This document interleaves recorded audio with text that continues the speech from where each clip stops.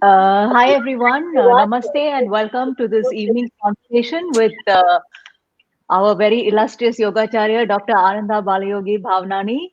And those of you who are listening in, please say hi in the comment section and please enter your questions as well. Many of you have been asking me to have this topic, so let's make it as interactive as possible and let's make it as much fun. So, those of you who don't know me, I'm just going through a short introduction of myself. My name is Shailaja Menon, and I have been a yoga practitioner for over 20 years now. I began my journey in Coimbatore with integral yoga, and then when I moved to Malaysia, I continued with my teacher, Manoj Kaimal, here in KL. And along the way, I set up a yoga studio, Mat and Beyond Yoga Studio. I published a book, Yoga Shakti, a couple of years ago. And now I also host a yoga series on Anand TV, which is based in the UK. So yoga has really shaped my life, and I began this series of conversations during the lockdown. I think the lockdown made us all reflect in so many ways, and it gave us more time to express ourselves more deeply. And it really, I guess, I really wanted to bring out the authentic teachings of yoga, which was, at least in these parts of the world, it's really become so much of like a physical exercise. So I was lucky also that I happen to know some really good yoga teachers who have brilliantly carried the show forward. So these conversations are also available on both our Facebook pages as well as our YouTube channel. So I'm going to take this opportunity to ask you all to like and subscribe our YouTube channels as well. And Dr. Yogacharya, Dr. Ananda Balayogi does not need any introduction. He is a regular face on this conversation show and extremely popular. He is the director of the Center for Yoga Therapy Education and Research and professor of yoga therapy at the Sri Balaji Vidyapeeth, Pondicherry. He is also chairman of the International Center for Yoga Education and Research at Ananda Ashram, Pondicherry, India, and Yoganjali Natyalayam, the premier institute of yoga, Carnatic music, and Bharatanatyam in Pondicherry. He is the son and successor of the internationally acclaimed yoga team, Yoga Maharishi Dr. Swami Geetananda Giri Guru Maharaj and Yogacharini Ammaji Srimati Meenakshi Devi Bhavnani. A recipient of the prestigious DSc Yoga from Swasya Yoga University in January 2019, he is a gold medalist in MBBS with postgraduate diplomas in both family health as well as yoga and the advanced diploma in yoga under his illustrious parents. A fellow of the Indian Academy of Yoga, he has authored 19 DVDs, 24 books on yoga, as well as published nearly 300 papers, compilations, and abstracts on yoga and yoga research in national and international journals. He is invited abroad frequently for talks, public events, workshops, and retreats, and been a major presenter at yoga conferences in the UK, USA, Italy, Czech Republic, South Africa, Germany, Switzerland, Malaysia, Canada, Australia, and New Zealand. He is an honorary advisor to the International Association of Yoga Therapists, Australasian Association of Yoga Therapists, World Yoga Foundation, and Geetanand Yoga Associations worldwide. So I'm really cutting this short, okay? There's a lot more written here, but I'm just going to skip over some stuff. He is currently a member of numerous expert committees of the Ministry of Ayush, including its National Board for Promotion of Yoga and Naturopathy, Scientific Advisory Committee and Standing Finance Committees of CCRYN, Technical Committee of Yoga Certification Board, Expert Committees for Celebration of International Yoga Day, and the Yoga and Diabetes Program. In addition, he's also a classical Indian vocalist, percussionist, music composer, and choreographer of Indian classical dance. It is also with great pleasure I add that he was earlier in the year honored with the Tirumala Award for 2020 by the Patanjali College of Yoga and Research Center in acknowledgement of his service to the cause of traditional yoga worldwide. So it is indeed a great honor to have you with us this evening. We truly value your time, and we're just going to get started straight away with a prayer. Namaste and welcome to everyone. It's always a pleasure to be with you. And Shailaja, make sure that we both look good and we sound good. So I think that is a very special combination when you can both look good and sound good. So we'll start with a prayer to the Parampara and then a chant wishing for health, wellness, swasth, which is the beautiful state of health at all levels of our existence. Om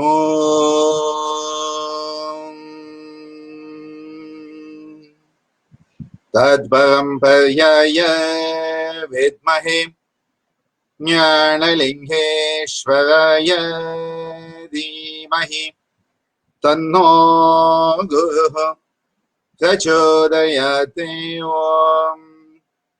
ओम योग महर्षि doctor स्वामी गीतानंद गिरि गुरु महाराज की जय। ओम भद्रं कर्णेभिः शृणुयाम देवाः भद्रं पश्येमाक्षभिर्यजत्राः स्थिरैरङ्गैस्तुष्टुवागुं षष्ठनोभिः यशेम देवहितं यदायुः स्वस्ति न इन्द्रो वृत्तश्रवाः स्वस्ति न पूषा विश्ववेदाः स्वस्ति नर्ताक्षो वरिष्ठनेमिः स्वस्ति नो बृहस्पतिर्ददातु। ॐ शान्ति शान्ति शान्तिः। Om.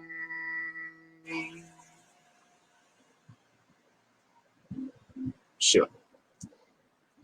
Thank you, Dr. Ananda, for that beautiful, beautiful opening chant. So before we go into the questions, just saying hello to so many of our students here. I guess so many of my students, so many of your students as well. So just saying hi. There's Vijay and there's Mr. Soundarajan, who's here almost every conversation. There's my aunt Indira, there's my cousin Karthi. So wonderful to see all of you, of course. And there's Kaustubh. I can't miss Kaustubh with his Guru Gita and the quip. So yeah, so welcome all of you and thank you for being here. So just starting with the first question, there seems to be an increase in statistics with regard to brain degenerative diseases in the current times, with Parkinson's, Alzheimer's, dementia, all very commonplace.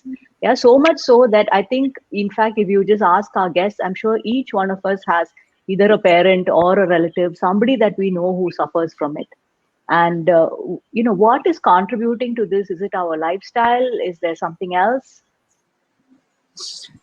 When we talk about the human brain, we are talking about an extremely complex hardware system. It is so complex, we have not been able to recreate it by the human scientific approach. And everything that we create in our science has been modeled on the human brain. For example, the camera is modeled on the human eye. The whole audio-visual system is modeled on the human eye and human ear. And the CPU of our computer is modeled on the human brain. But though we have modeled external instruments on the human nervous system, we have not been able to recreate anything close to the intricacy that is present in the human nervous system. It is so amazingly intricate, it is mystifying. And when you think about it, it is like you are in front of the ocean and you don't really know what to do. It is so vast. It has been taken for granted, however, that we would know how to use it, how to maintain it, and use it till our last breath. Now, in the traditional cultures of the world, there was a great amount of emphasis placed on right lifestyle, including the right diet, the right mental attitude, a proper amount of rest and recreation, which is called as achar, vichar, ahar, vihar, and vyavahar in Indian culture. So we realize that you have been given a great gift of the human nervous system. You must use it in the proper way, give it appropriate nutrition, give it appropriate usage. Don't disuse it, don't misuse it, don't abuse it. And give it periods of rest. We give our mobile phone some periods of rest and we give it time to recharge itself. We give our electronic equipment maintenance. We give an annual maintenance contract for all our equipment in the hospital, but we forget that we need to maintain mindfully this apparatus called the human brain and nervous system. What has happened in modern times? Like everything else, we have forgotten to appreciate it. And hence we think I can do anything I want. I can do anything I want. And our lives have moved away from being natural lives to an unnatural, artificial way of living, artificial way of thinking, artificial way of behaving. And no wonder our nervous system has started to deteriorate much more faster and more rapidly than in the history of humankind till even 100 years ago. Suddenly, we are finding that the statistics of degenerative brain disorders, neurodegenerative disorders, are on an increase. Why? You put it and plot it against the way our lifestyles have become artificial. You look at the way we have cut ourselves from nature. As you cut down from nature, what happens? You lose your connection. You lose the chance to recuperate. You have lost the chance to keep your nervous system in its best optimal function. So I would say the diet which is filled with processed food, anything that is processed is going to be anti-life.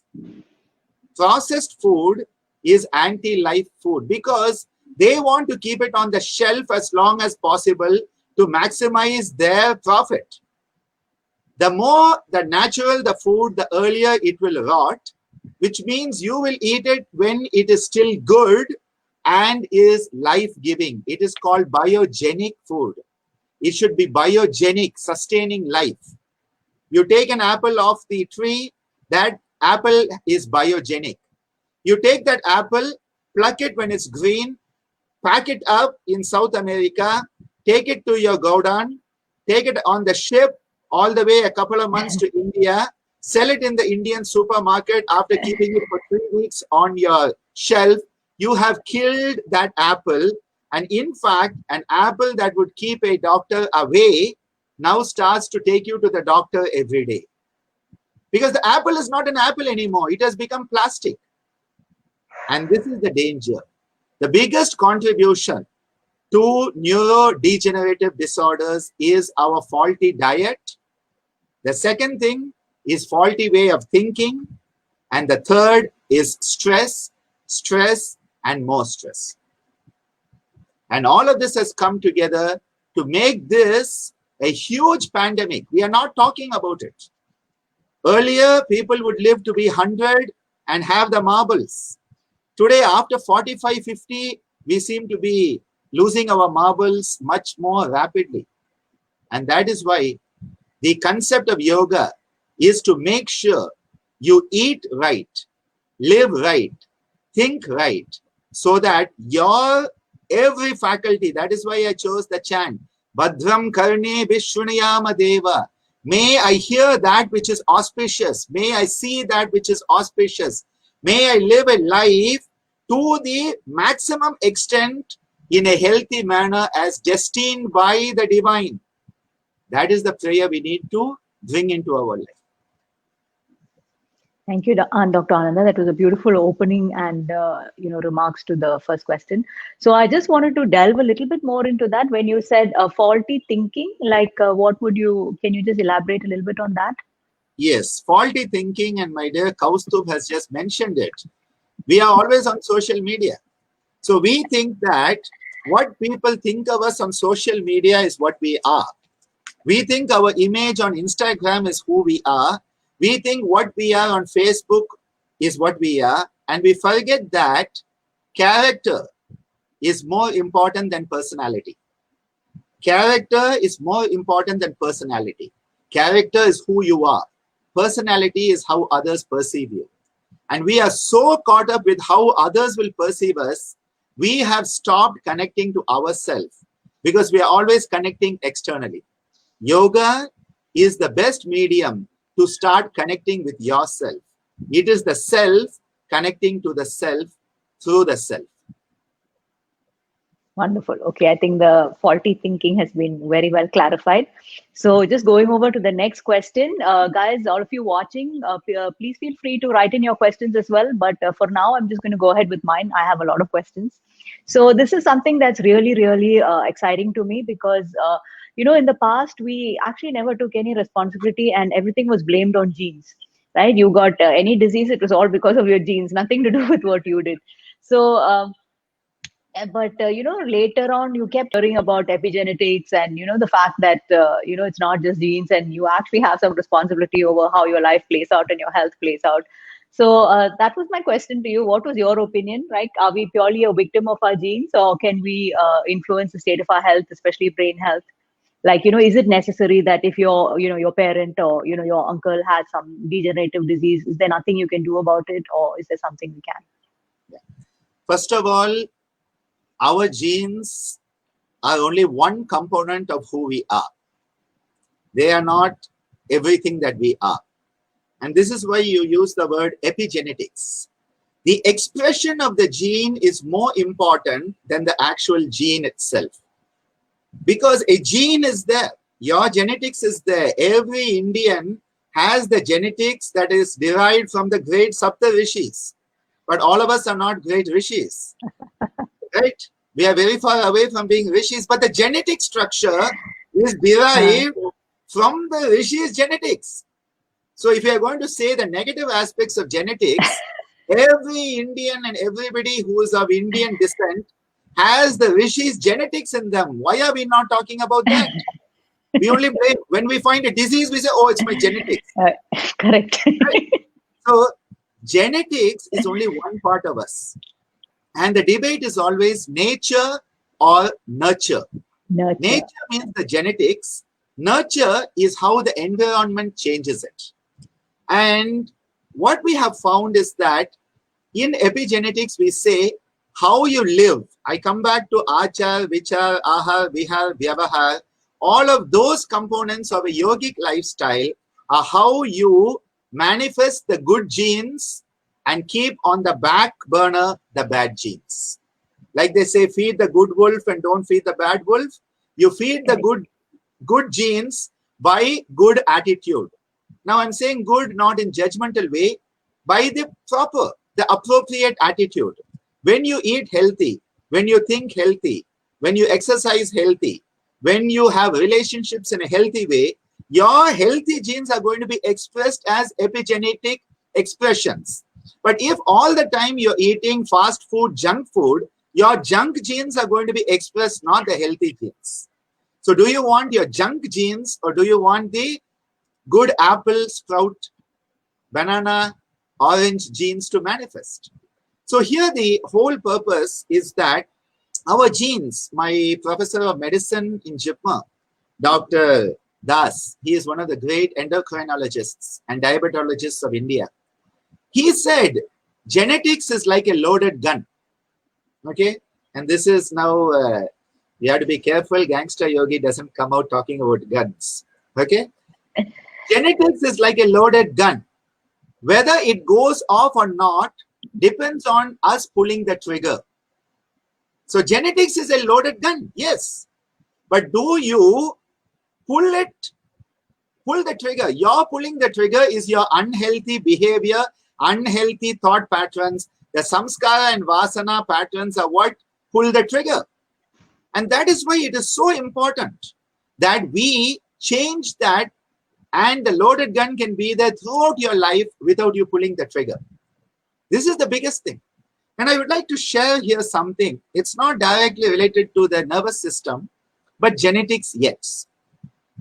A few years ago, I was in Delhi in a conference, and I talked about many things about changing your destiny. Because destiny is determined by free will in the present moment. Your present moment free will determines your destiny. Your free will in the past moments have determined the destiny of this moment. So after my talk, a young man came to me and he said, Dr. Ananda, I really enjoyed your talk. And he said, I want to ask you a question on genetics. I said, go ahead. He said, my grandmother, who's 90 plus, he said, I'm a software engineer, Indian, working in the USA, as would be expected. He says, My grandmother recently was found to have a certain cancer of the bowel, the large intestine. The doctors operated, took it out, and they did genetic testing on the whole family. This is what everybody in America does. They love doing genetic testing, genetic profiling on everybody. They profile everybody in every way. That is the American tendency. So they wanted to profile the genetics of the family, and they told this young guy who's in his 20s, you have 90% chance of getting that cancer in the future. So we will do, if you want, we can do a preventive surgery now on your intestine and remove that part of your intestine that you may get a cancer in the future. And he said, do you think I should do it? I said, no. I said, see, if you use the same diet, the same unhealthy lifestyle, the unhealthy thinking pattern, and you do as your grandmother did, you are going to not 90%, 100% get that cancer. But if you change your lifestyle, if you change your diet, if you change the way you breathe, the way you think, how do you change the way you think? By changing the way you breathe. That is the biggest window of opportunity we have. Change the way you breathe, you change the way you think. I said, then you will not have to have that cancer, and you don't need this so-called preventive surgery. I think this is the message I would like to give everyone. Just because somebody in your family or many people in your family have a condition doesn't mean you have to have it. But if you want to come out of that samskara vasana pattern, which is the spiritual genetics, you need to take the root out. And the root out is by changing your lifestyle. That includes your pattern of thinking. Yeah, so that was really a very, very enlightening answer. And I think really the core message from here is that we have to take responsibility for our lives. And it's very easy to say, okay, my mother had diabetes or my father had hypertension or whatever. And, you know, just assume that we're just going to get it and not do anything about it. So I think the responsibility of our lifestyle really lies completely in our hands. And we need to take a good look at that and see how we can, you know, change our expression, gene expression. So I think that also is a key message that has come out through this conversation, that gene expression is really the key. It's not just about genes, but it's the way they express in us and whether our actions really upregulate the genes or downregulate the genes. So thank you so much. And I hope that is a takeaway that everybody has got from here, that, you know, responsibility for our lives and the state of our health, regardless of the genes that we inherit, is really in our own hands. And as Dr. Ananda famously says, which I repeat sometimes, that the superhuman ability of human beings is making conscious choice. The superpower of being human is the power of choice. The superpower of being human is the power of choice. Yeah. So I think that's a very important message, to know that moment to moment we are making choices, and what choices we make really is going to reflect in our health and our lifestyle and everything else. So I'm seeing a lot of comments here. Okay, something. Okay. Okay, I'm just looking to see whether there are any questions here. So I have my cousin Lakshmi from Singapore who asks whether there's a connection between dementia and diabetes. Of course, yes. Do you have anything?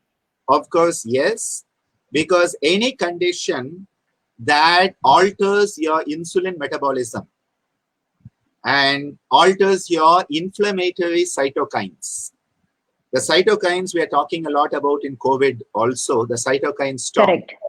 Anything that alters your pro-inflammatory cytokines. This is the word to keep in mind. Pro-inflammatory cytokines and alters your insulin metabolism will have a long-term effect on your nervous system. And diabetes, along with other conditions, including hypertension and so many other issues we have, especially something called syndrome X, which is metabolic syndrome, obesity, diabetes, hypertension, high cholesterol. This is one of the risk factors for neurodegenerative disorders because it is all supporting inflammation. So anything that supports inflammation in your system will damage your nervous system.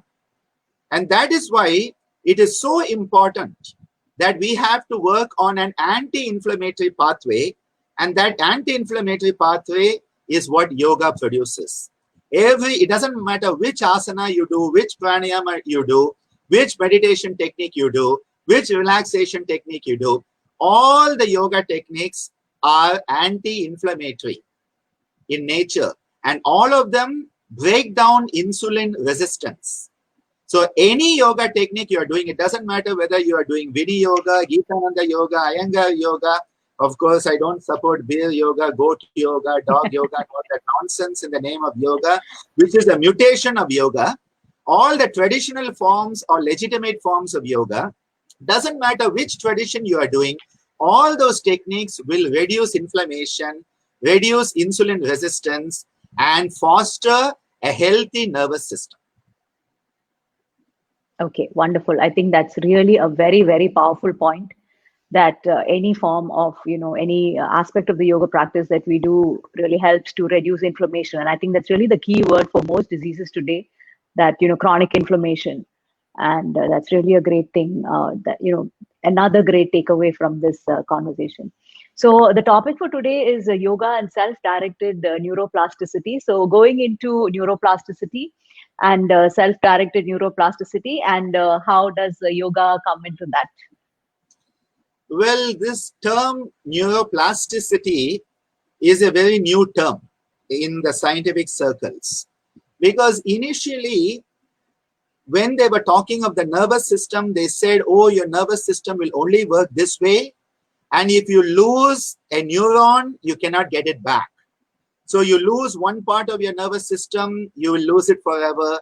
This was the traditional thinking in modern medicine. Later on, they started to realize, it's something that makes sense, but nobody realized it till it became apparent. Even the nervous system is capable of regeneration and altering its pathways in a healthy manner. And what we started to find is that we have infinite capacity of the nervous system. In fact, if you look at the trillions and trillions of neuronal connections in your nervous system, we are using less than 10% of those connections on a regular basis. 90% is dormant. It is like our subconscious, 90% is dormant. The conscious 10 is what we are using. Very similar here also. But what happens is we are so used to a certain pathway, the moment that pathway is blocked, we say, oh, I cannot do anything. And my father called it the donkey mentality. He said, I've always done it this way. I will only go this way. So the moment that way is blocked, we say, I cannot do it. Now, say I'm traveling from Pondicherry to Chennai. There are at least 6 or 7 ways I can get to Chennai.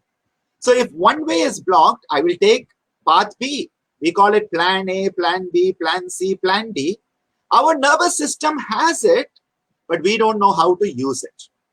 So the concept of neuroplasticity is the capacity to use alternate pathways, creating new connections between areas you were not connecting earlier. And science has really loved this, because suddenly this is useful in neurodegenerative disorders where certain neurons have got degenerated. You start to learn to use those neurons that are still healthy, and you recruit them into your conscious usage. This is absolutely what yoga is about.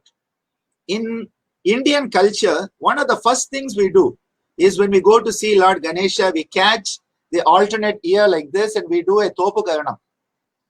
The moment I take my right hand and catch my left ear, left hand to right ear, I have created a neuroplastic new connection in my nervous system. You do left nostril, right nostril, right nostril, left nostril. You have created a new pathway, a neuroplastic pathway in your nervous system. You bring your right hand, which is left brain, left hand, which is right brain, together, doing namaskaram, namaste, is a neuroplastic gesture of Indian culture. When you bring your hand and your foot together in certain asanas, you are cross-connecting new pathways in your nervous system that were not connected before. When you bring your soles together, the soles of the feet together in Baddha Konasana, the butterfly posture, the cobbler posture, also called Bhadrasana traditionally, You are doing something people don't do in normal activity, especially in modernized activity, where we don't even sit on the floor anymore. Traditional culture sat on the floor. So there they had more neuroplasticity because different parts of your nervous system are brought into connection. And every yoga practice, especially the ones where right part of the body is connected to the left part of the body or left to the right, you are creating amazing new connections. This is why neuroplasticity can be said self-directed neuroplasticity. That is what yoga is about. Self-directed, not somebody else doing it for you. You are doing it for yourself. How do you do it? You use your mind, your power of choice, the superpower of being human. You use this power of choice. You use your mind to change your brain, to change your mind for the better. How are you changing the mind for better? By using the mind to change the brain so that the brain will then change how the mind works. It's an amazing pathway. And as Dr. Meena has just commented, neurons that fire together, wire together. So the moment I bring my both the palms together, neurons connected to this part and the left brain, this part and the right brain, those neurons are firing together at the same time. When I do this and this, those neurons are firing together in all the yogasanas. In fact, I created a workbook where I gave different asanas like Trikonasana, Parshvakonasana, Halasana, Padottanasana, and I used to tell the students, here is the brain, the sensory motor homunculus in the brain. Please connect which parts of the brain are being connected and firing together in each asana.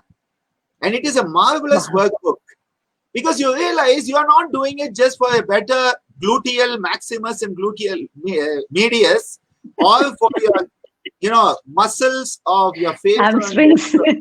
Hamstrings. It's not just about stretching the muscle or the joint. Correct. You are actually firing different neurons of your brain together so they wire together. This is self-directed neuroplasticity, and you start to create new pathways so that even if one pathway is blocked, you can take plan B, take a diversion, and get to your destination without getting blocked on the way. Getting blocked on the way is what happens in dementia, Alzheimer's, multiple sclerosis, and all of these neurodegenerative Parkinson's. In all of them, the pathway is getting blocked, either by a defect in the nerve itself or the covering, the myelin sheath, or the neurochemical, for example, dopamine, etc. Dopamine, especially in Parkinson's. So that was really, really wonderful.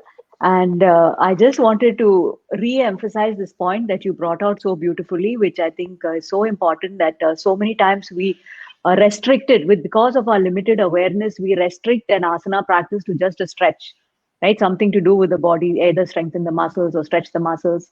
And to know that it is so much more deeper and profound, and it actually lays an imprint on our brain, right? Everything that we do with the body actually is an imprint that we lay on our brain and the neural pathways. So to be so aware and conscious that it's not just your body and muscles that you are restricting your practice to, but it's actually shaping the brain. Our every action actually goes along to shape the brain.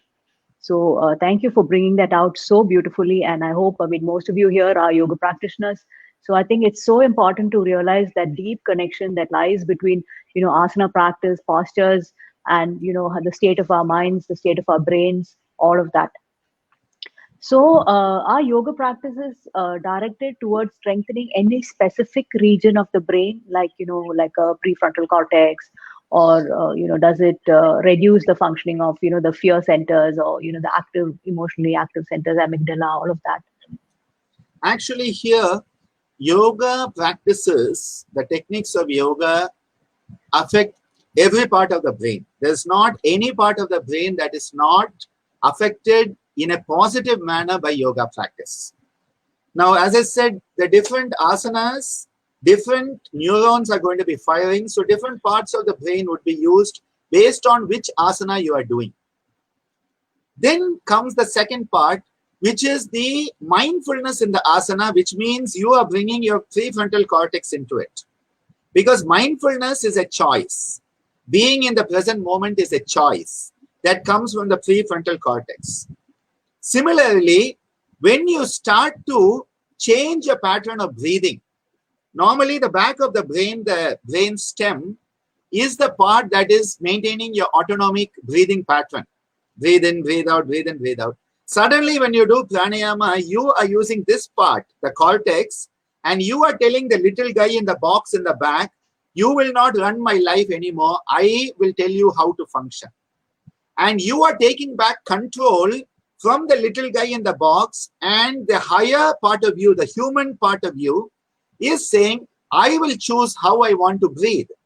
The moment you say, I will choose how I want to breathe, you have changed the whole command pathway of your nervous system.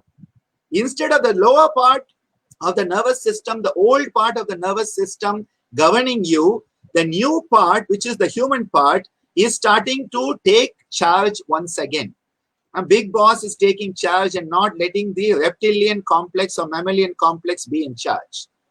The limbic system, which is your mammalian brain, is filled with emotions.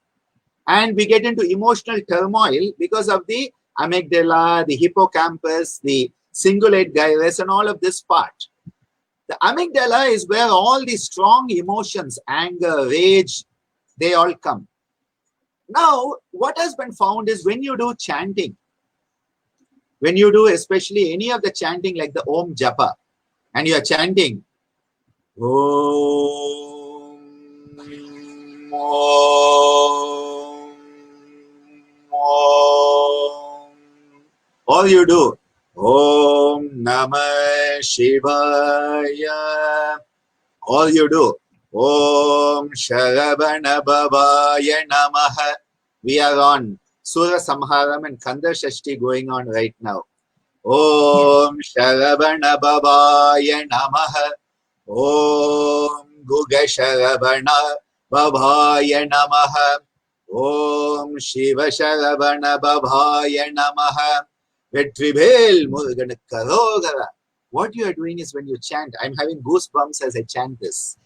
What you are doing is not, you are subduing all the negative emotional whirlpools and suddenly getting clarity. You attain clarity because what you have done is you have gone one step above the emotions. My father used to always say, he said, you don't solve your problems, you transcend them and you outgrow them. The problems are going to always be there. But we are so caught in trying to solve the problem, solve the problem, solve the problem, and we are focusing on the problem all the time, and we get stuck as the problem. We become the problem. When you outgrow it, you transcend it. How do you transcend it? Bring in the higher human cortex. How do you do that? You say, I am going to chant, Om Shanti Shanti Shanti.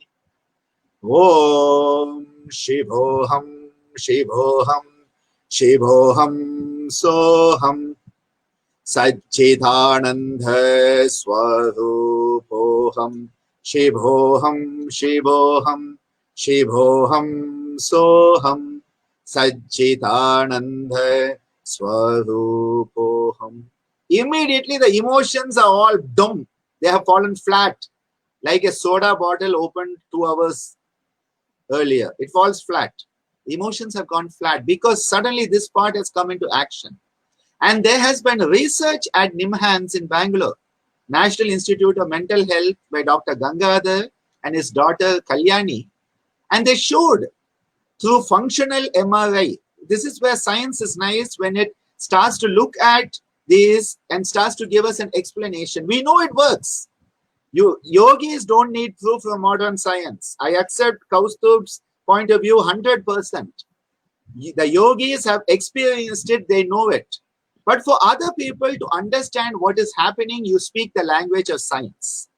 And that is why it is not science proving it, it is science giving us another perspective on that experience. We don't need science to prove it, but to give it another perspective. And they found when the Om chanting was done, that the emotional areas, the limbic system, the functioning went down. The functioning went down, the emotional drive went down, and a state of calmness came in the nervous system. They have hardcore scientific proof of it, which is beautiful. We know it happens. Absolutely. When you're emotionally upset, in school, when I was emotionally upset as a young kid in my teens, what I would do is go to the music room and start singing for an hour. I would take my mridangam out and bang at the mridangam, a Tani Avatanam, for 25 minutes. After that, I was perfectly normal. Of course, I used to otherwise take a cricket ball because I was a star cricketer, opening batsman of my district. So I used to take a cricket ball, put it in one of my school socks, tie it to the fan, and start hitting it with the bat. And 40 minutes of that, and you're back to normal. What do you need to do? You need to do a repetitive activity. A repetitive activity done in a conscious, mindful way, and suddenly your emotional turmoil is brought down. And this is what is happening in yoga. Abhyasa is repetitive activity done with mindfulness, a firm foundation, uninterrupted, and for a higher purpose. Satu dhirgakala nairantarya satkara ase without dridabhumi. That is what abhyasa is. And that is what all of this is.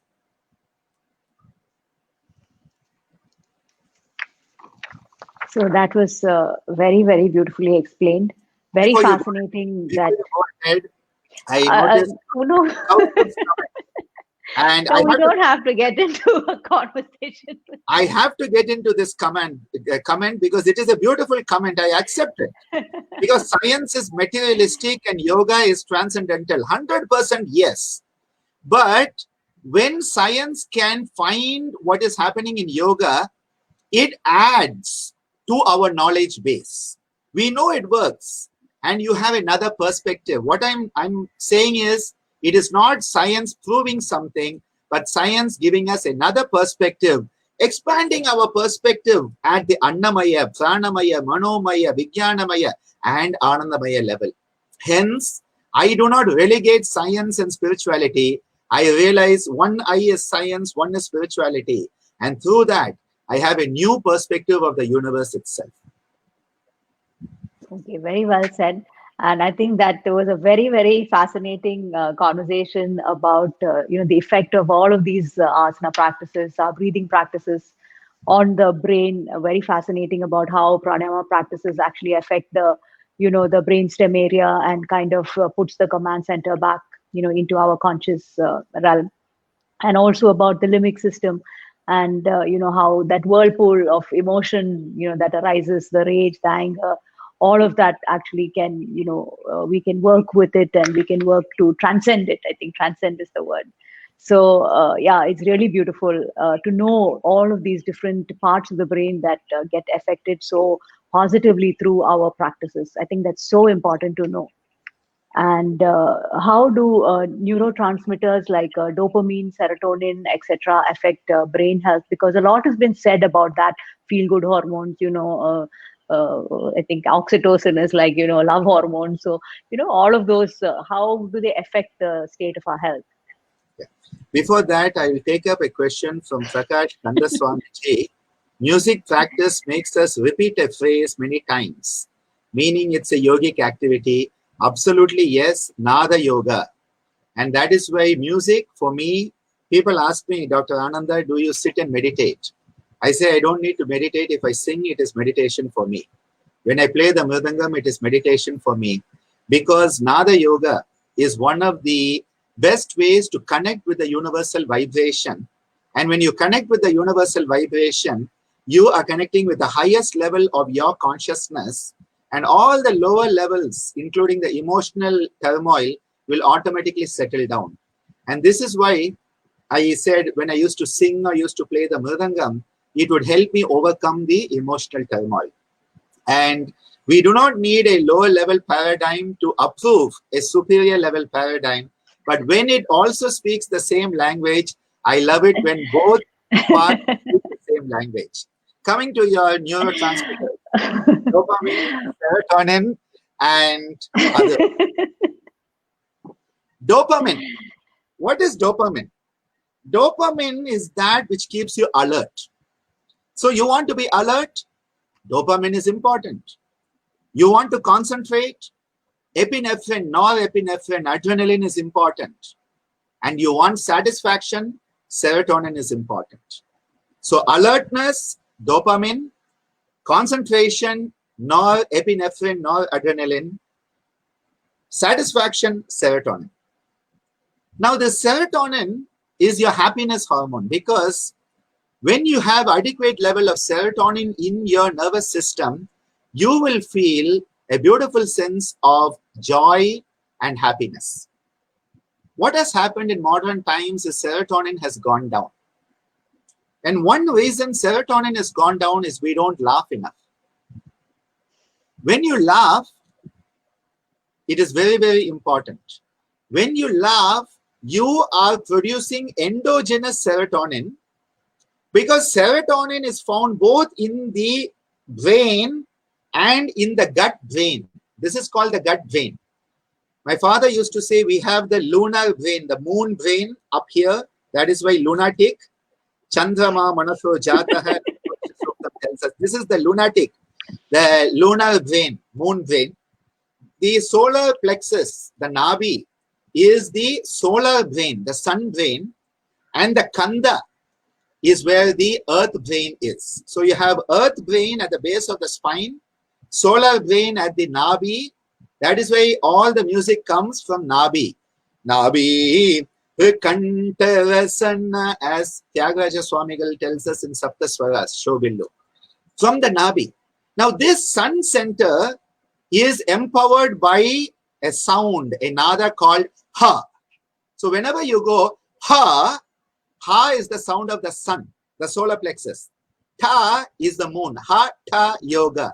Hatha yoga, which became hot yoga when Bikram took it to the USA, because Bengalis add hot. Hatha became hot. Hot yoga became hot yoga, so everybody put up the temperature and started practicing sweating their skins out. Okay, this is the Ha.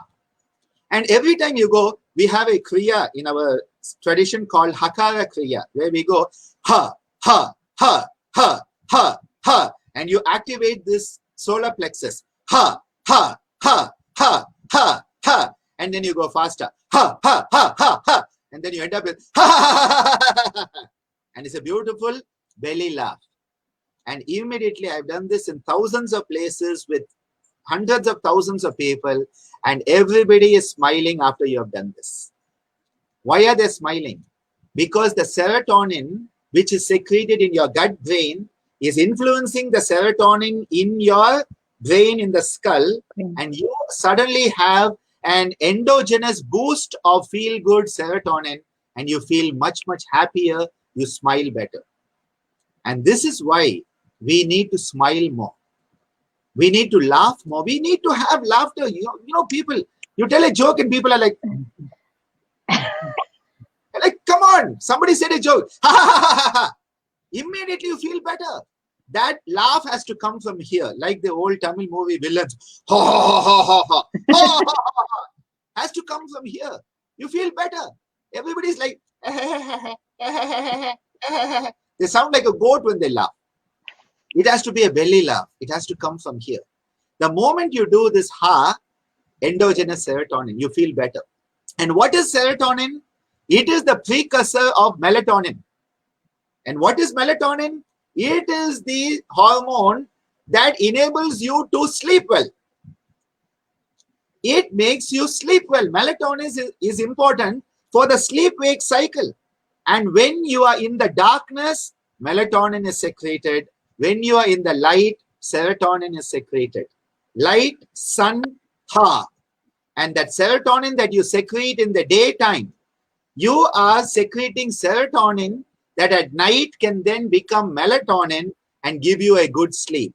That is why the ha has to come before the ta, day has to come before night. And in that cycle of the sleep-wake cycle, as we call it in science, the circadian cycle, serotonin and melatonin play a role. And melatonin is secreted by your pineal gland related to Sahasrara chakra, which is your cosmic antenna to the universal energy. That is where serotonin comes in. That is where melatonin comes in. And you mentioned oxytocin. Oxytocin is from the posterior pituitary. And oxytocin enables the mother to expel the baby by contracting the uterus. And when the baby suckles on the breast of the mother, the ejection reflex is stimulated and the milk goes into the baby. So the labor of delivering the baby and then feeding the baby are both governed by oxytocin. And this oxytocin is the trust hormone. It is the trust hormone where the mother and baby develop a trust that remains till their last breath. The mother and the baby, that trust is the highest level of trust built on oxytocin. And it is said a good hug for 45 seconds, a minimum 45 seconds of a hug secretes oxytocin. We need to be hugging people in a healthy manner. Imagine the amount of oxytocin in Ammachi at Kerala, the hugging saint.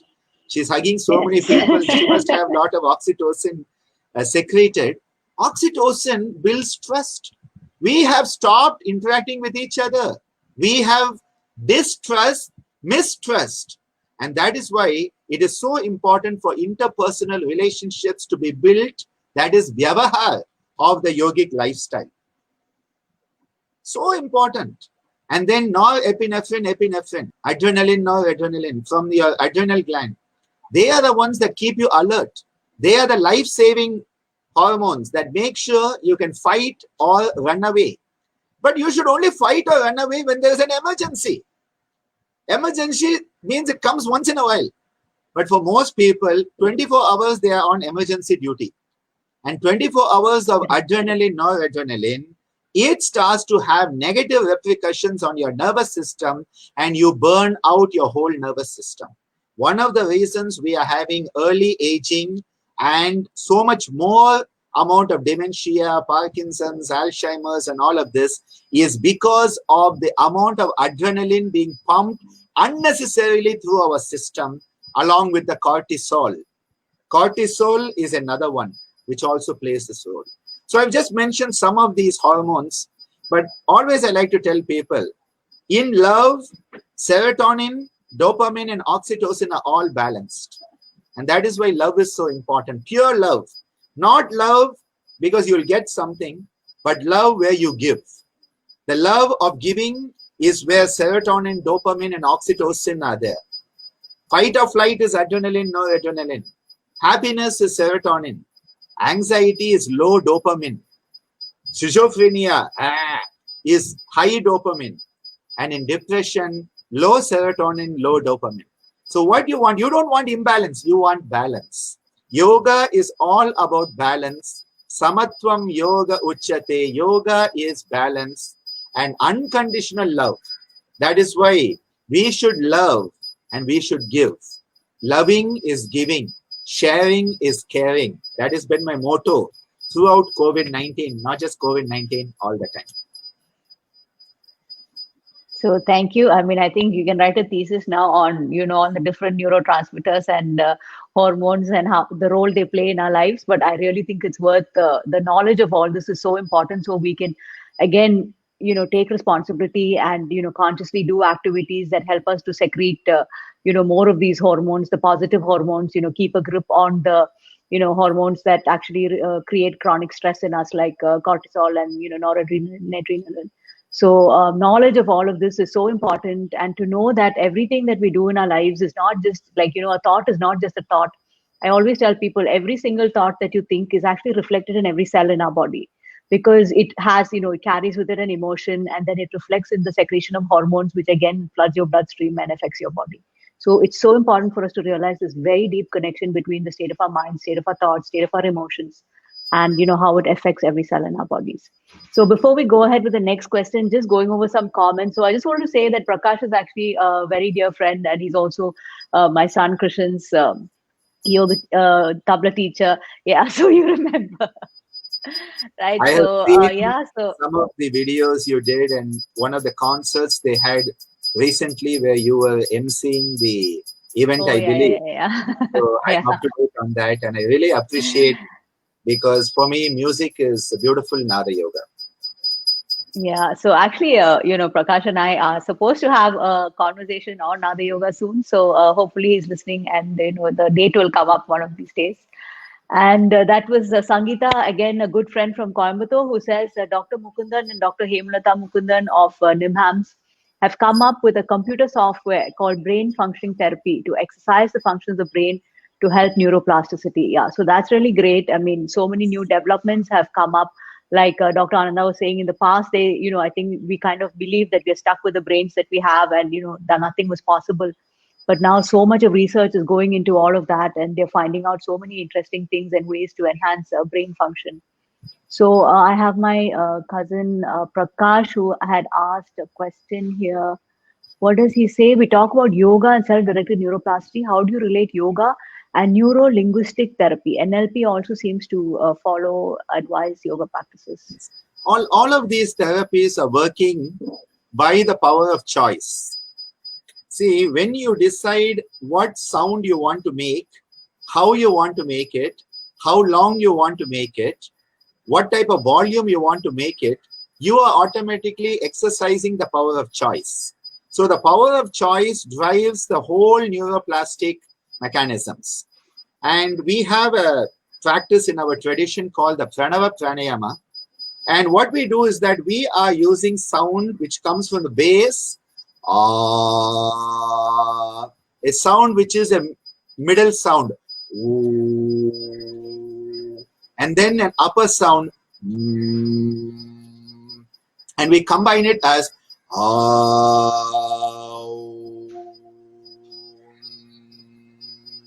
and when you do this, you are using every component of the human vocal apparatus. When you use the akara, ukara, makara, it becomes the omkara. And many years ago in our ashram in Italy, I was there with Devasena and composed a song for the goddess there, because they have statues for the goddess, the Akara Rupini, Ukara Rupini, Makara Rupini, and Omkara Rupini. Very nice. And so we ended up with a song. Akara, Ukara, Makara, Omkara Rupini, Ambe, Akara, Ukara, Makara, Omkara Rupini, Ambe, Shiva Shaktiyai Tigalbabale, Adi Shaktiyai Arulbabale, Akara, Ukara, Makara, Omkara Rupini, Ambe, Shiva Shaktiyai Tigalbabale, Adi Shaktiyai Arulbabale, Akara, Ukara, Makara, Omkara Rupini, Ambe. And then the song goes on, where these three aspects, Akara, Ukara, Makara, working with the Stula, Sukshma, and Karana Sharira, the gross embodiment, the subtle embodiment, and the causal embodiment. So yes, to answer the question, neuro-linguistics therapy, definitely these type of practices in yoga have, for traditional teachings been there for thousands of years. We now have new names for it. And the moment you use the power of choice, you are working on neuroplasticity, because you're using your mind to change your brain, to change your mind for the better. Like that. Use your mind to change your brain to change your mind again. So my cousin Lakshmi asks from Singapore, why do you think some extroverts end up with dementia and the deterioration can be rapid too? Because the extroversion is related to more adrenaline or adrenaline. They are constantly on that drive externally. So the more you are dealing with the external world and how do I respond, how do I react, what do I do, how do I show myself, how do I, you're constantly in that stress mechanism clutches. And so the more the adrenaline, noradrenaline is working, the more you're burning up your nervous system. And maybe that's why that happens. What I'm saying is a hypothesis, but it's quite a logical hypothesis. And we have Dr. Meena, who has been supporting us throughout with her many comments.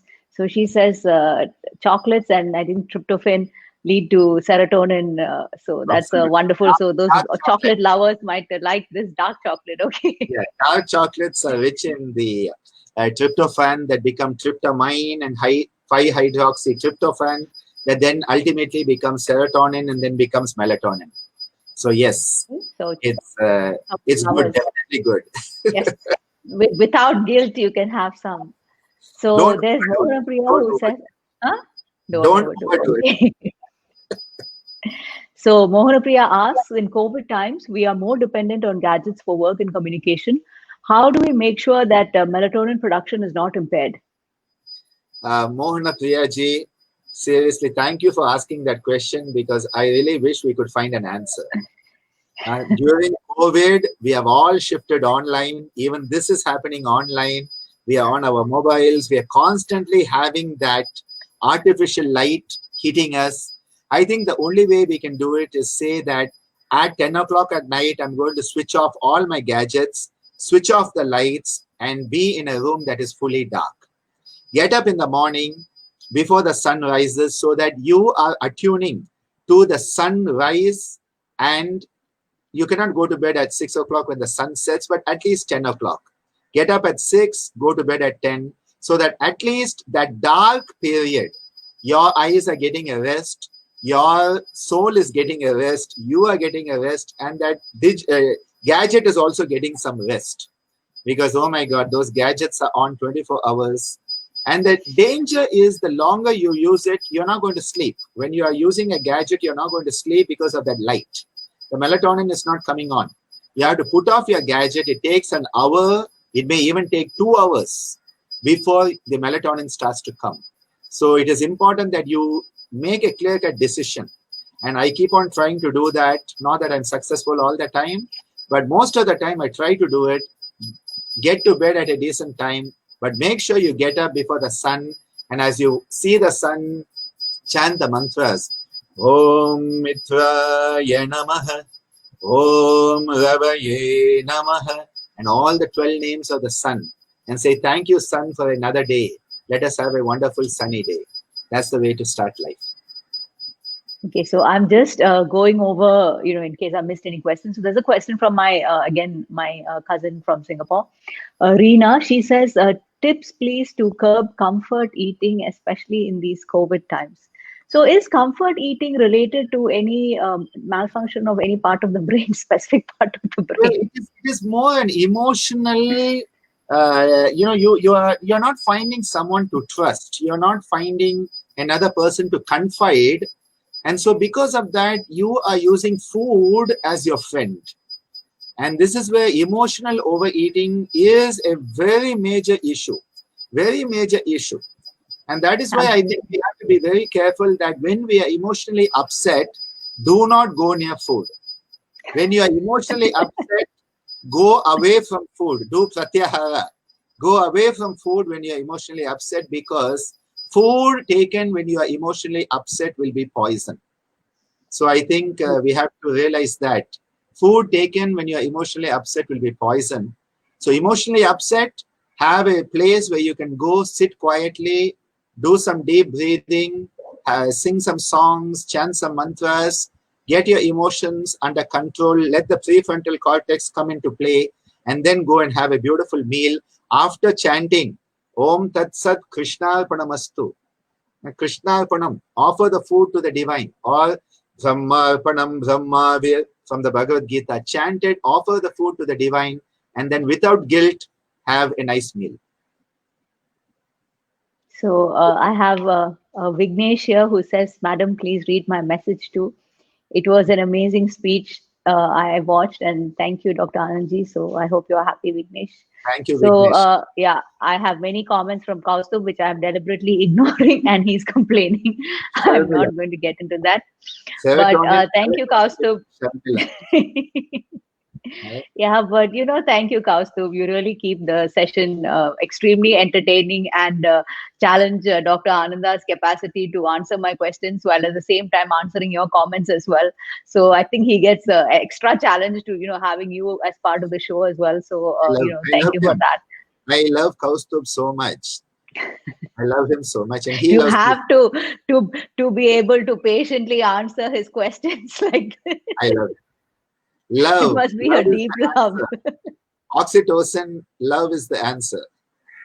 Because oxytocin Wonderful, and love wonderful. is trust. Wonderful to hear that. So I did have some other questions, but I'm not going to go into that. We've already crossed the 1 hour. We've already crossed the 1 hour mark. So I think I'm going to close with this. Yes, Kaustubh, you did provide us many laughs. Thank you so much. And okay, there's Samir who asks, can you elaborate on proper diet? I think Yes. Dr. Ananda went over this right in the beginning about the Yes. preservatives, right? I Processed would just foods. make a very simple comment my father used to say. And I never really say too much new. It's most of my father's stuff. You can see him smiling behind me. He has my back. And what he used to say is, I like that. He has your back. he used to say, eat fresh, eat seasonal, eat local. Okay? Eat fresh, eat seasonal, eat local. That is healthy diet. Forget about every other fad. If it is fresh, it's going to be biogenic.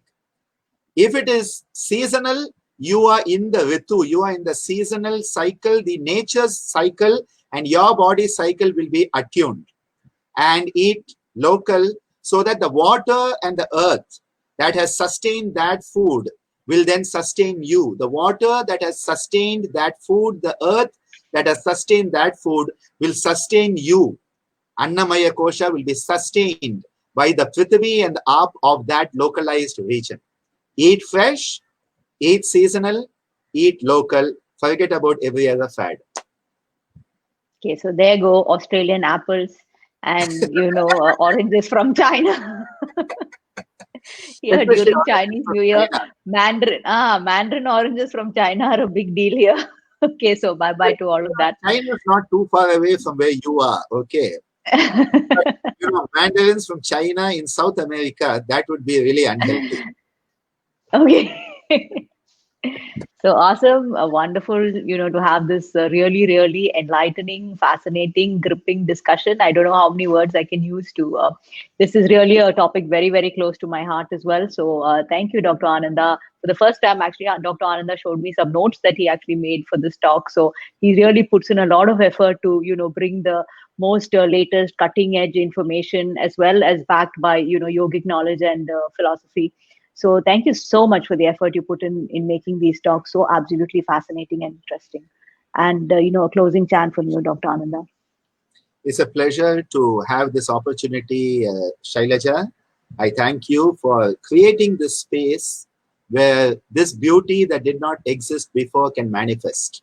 So I think this is really, really wonderful. And thank each and every one of you who have been part of this, because you being part of it sustains it and energizes us, especially my dear Kaustubh, who keeps me on my toes. And so I'm doing tip-top dancing all the time here. So that's beautiful. And I would like to end with a chant here. It's actually more a beautiful song. And it is a song which talks about Shanti. It talks about the need for peace, for a state of ease and peace to manifest in us. Because when we have that Shantam, the English word peace is a very, very, very bad translation for it. Shantam is a very beautiful word. It has the in it. Is satiety. So Shantam has satiety. Whereas when we say peace, it's like you are spitting in the person's face when you say peace. It's so violent. The pakara is so violent that you are being blown to pieces. So the word Shantam is better. And we use the word Shanti. Here it says, Shanti nilava vendum.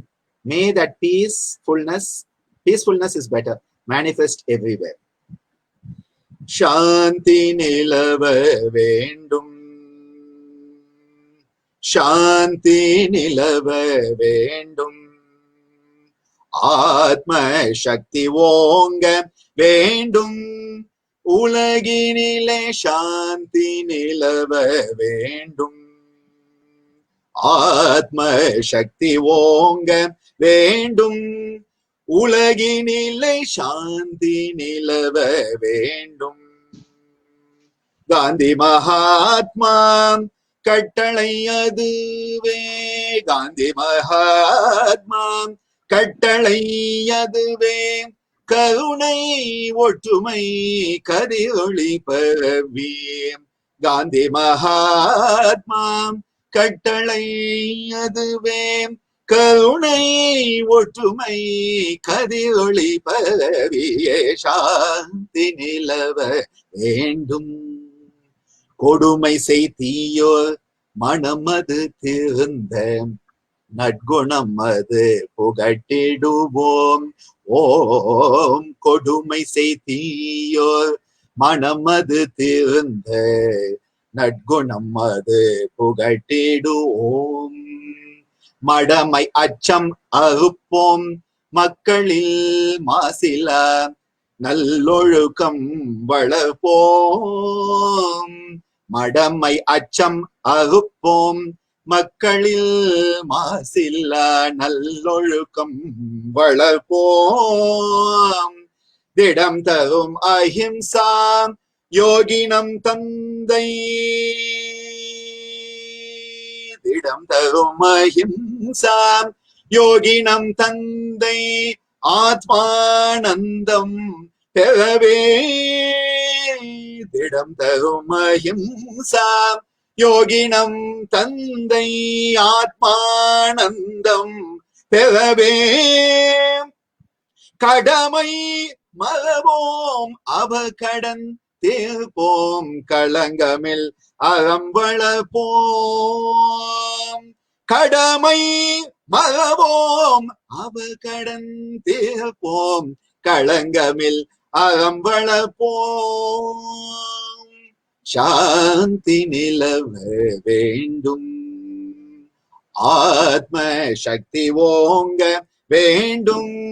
உலகினிலை சாந்தி நிலவ, இங்கும் சாந்தி நிலவ, எங்கும் சாந்தி நிலவ வேண்டும் வேண்டும் வேண்டும்.